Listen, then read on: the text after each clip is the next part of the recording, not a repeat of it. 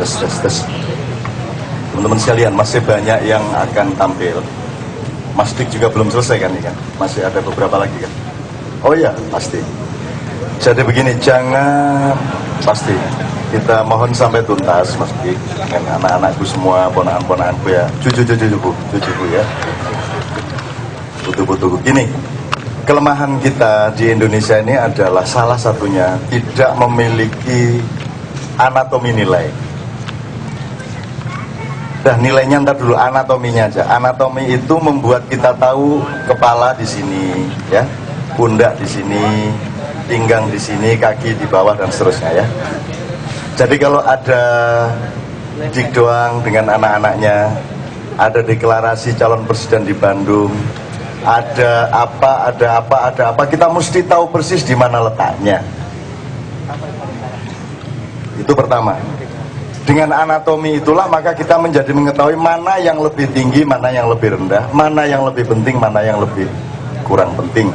Jadi ini saya ingin minta sumbangan Anda untuk mengusulkan terminologi, karena apa yang dilakukan Mas Dik dengan anak-anaknya ini jangan sampai lewat begitu saja tanpa membawa kesadaran baru anatomistik terhadap nilai-nilai yang kita pahami. Jadi misalnya saya kasih contoh, tolong nanti teman-teman yang ahli terminologi tolong mengusulkan ya. Saya kasih contoh misalnya begini, saya tanya sama Mas Dik,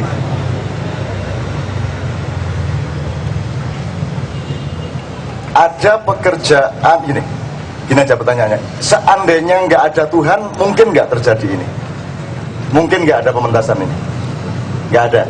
Mas Dik tolong kita omong-omongan supaya lebih. Oke, seandainya nggak ada Tuhan, mungkin nggak ada pementasannya Mas Dik juga di kandang jurangnya? Nggak ada, Mas. Oke. Sedikit saya belok, mohon maaf kepada teman-teman yang bukan Muslim. Seandainya tidak ada Rasulullah, mungkin nggak terjadi? Nggak mungkin, Mas. Nggak mungkin juga. Oke. Seandainya tidak ada Republik Indonesia, mungkin nggak terjadi? Mungkin, Mas. Mungkin.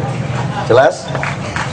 Seandainya presidennya bukan SBY, mungkin nggak terjadi?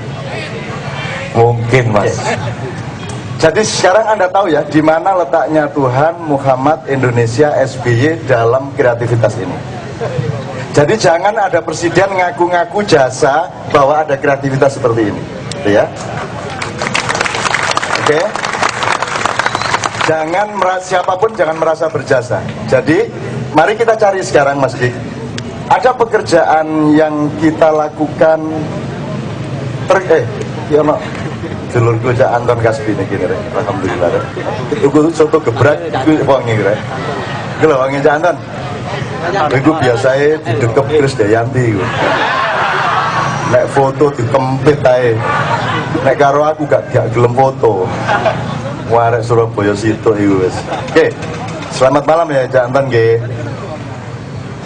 Ada pekerjaan yang gini aja, sekarang kita sempitkan ke Indonesia.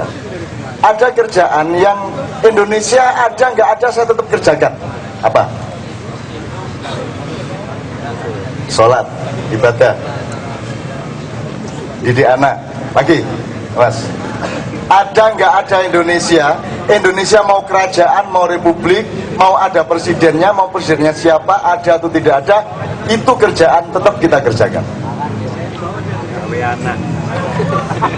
Berketurunan, sing jelas apa itu? Mosok moro-moro mana? Bapak no sih, lah ngono. Yuk, coba. Apa saja? Ibadah. Tidur, makan, minum. Yang ya, terus bekerja mencari nafkah untuk keluarga.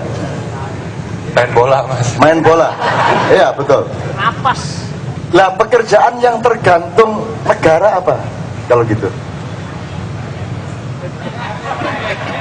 Apa pekerjaan yang kita kerjakan ini, yang Mas, ada ketergantungannya terhadap negara? Tentuin tanggal Hari Raya Idul Fitri.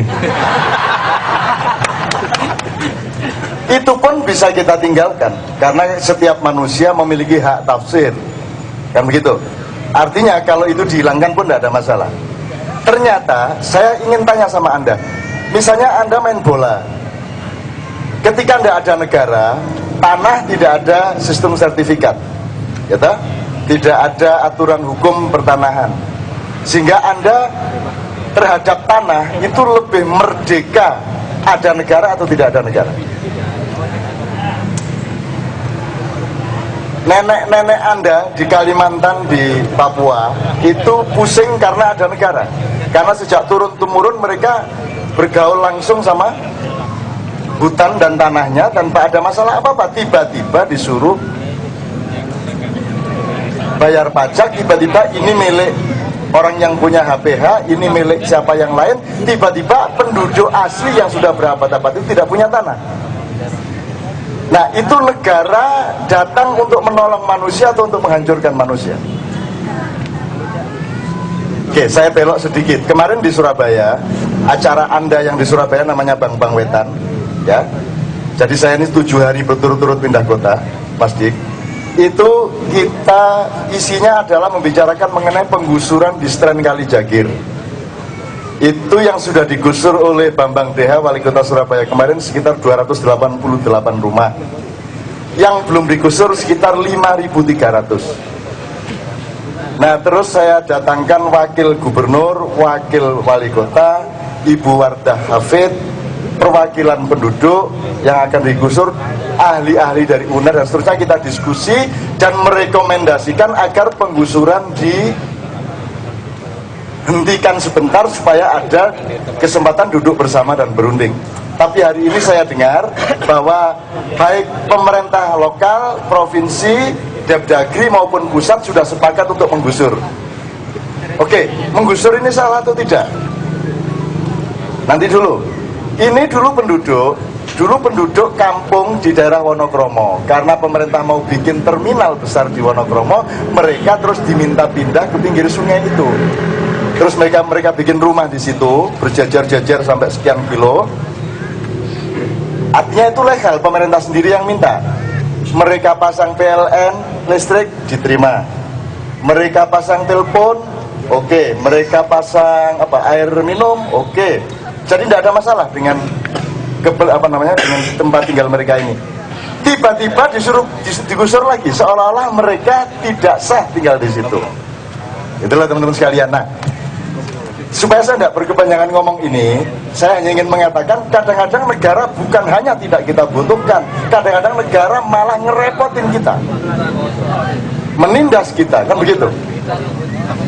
Nah, pada saat saya pusing oleh penggusuran 5.500 orang ini, kemudian saya disuruh nonton pidato SBY mau jadi presiden lagi. Bagaimana, di manakah letakmu wahai SBY di struktur kalbuku? Di manakah letakmu wahai SBY di dalam kesadaran pikiranku dan jiwaku? Aku tidak mungkin meletakkanmu di sini. Seharusnya engkau aku buang dari kalbuku. Cuman aku orang baik dan aku tidak tega kepadamu. Tetap aku taruh di pinggir-pinggir dari hatiku. Begitu.